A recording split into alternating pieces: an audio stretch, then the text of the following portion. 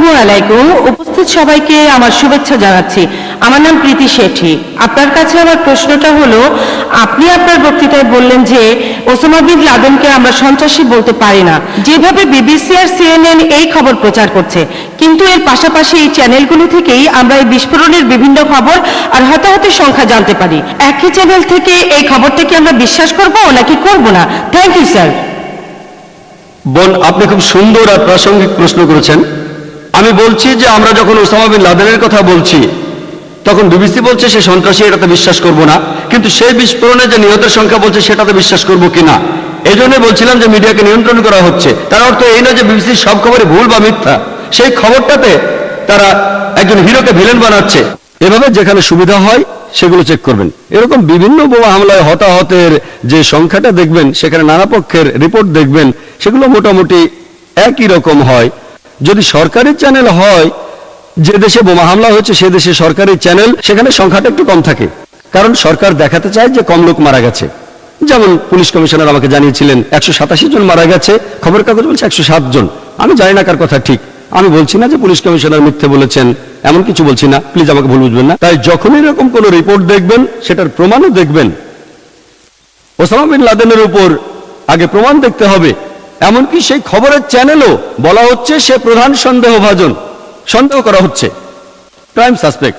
যদি আপনারা কখনো আমেরিকার ডিপার্টমেন্ট অফ জাস্টিসের ওয়েবসাইটে যান, সেখানে বিভিন্ন সন্ত্রাসী অর্গানাইজেশনের একটা লিস্ট দেওয়া হয়েছে, টেরোরিস্ট অর্গানাইজেশন 43টা, তার 60% হলো মুসলিম। আপনি বলতে পারবেন সবচেয়ে জনপ্রিয় সন্ত্রাসী অর্গানাইজেশন, মুসলিম সন্ত্রাসী অর্গানাইজেশন সেটা কোনটা?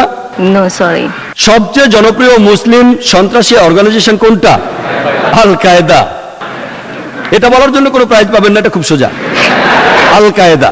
আমেরিকার তথ্য অনুযায়ী কতগুলো আক্রমণ হয়েছে, কতগুলো হামলা? উলফা 749টা হামলা, আল কায়েদা মাত্র 28টা। এর মধ্যে 26টা হলো অভিযোগ, 2টো হামলার দায়ে আল কায়েদা স্বীকার করেছে। আমেরিকার ডিপার্টমেন্ট অফ জাস্টিসের ওয়েবসাইট অনুযায়ী 2টো আল কায়েদা স্বীকার করেছে, বাকিগুলো সব অভিযোগ, একটাও প্রমাণিত হয়নি। ইউএসএ ডিপার্টমেন্ট অফ জাস্টিসের ওয়েবসাইট অনুযায়ী আল কায়েদার একটা আক্রমণও প্রমাণিত হয়নি। আমি আল কায়েদার পক্ষে কথা বলছি না। ইয়োহান রেডলি যখন আফগানিস্তানে যান, তাকে তালেবানরা জিম্মি করে রেখেছিল। পরে ফিরে আসলে তাকে সাংবাদিকরা প্রশ্ন করলো, আল কায়েদার সম্পর্কে আপনার অভিমত কি? তিনি বললেন, আল কায়েদার অস্তিত্ব নিয়ে আমার সন্দেহ আছে।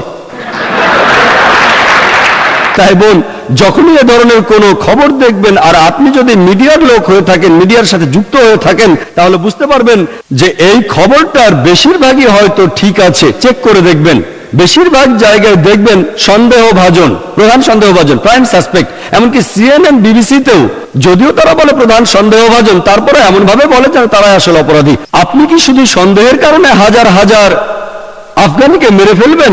এখানে তো কোনো প্রমাণই নেই। তাই বোন, যখন কোনো একটা খবর শুনবো, তখন আমাদের দেখতে হবে কে বা কারা সেটা নিয়ন্ত্রণ করছে, এর পেছনের উদ্দেশ্যটা কি।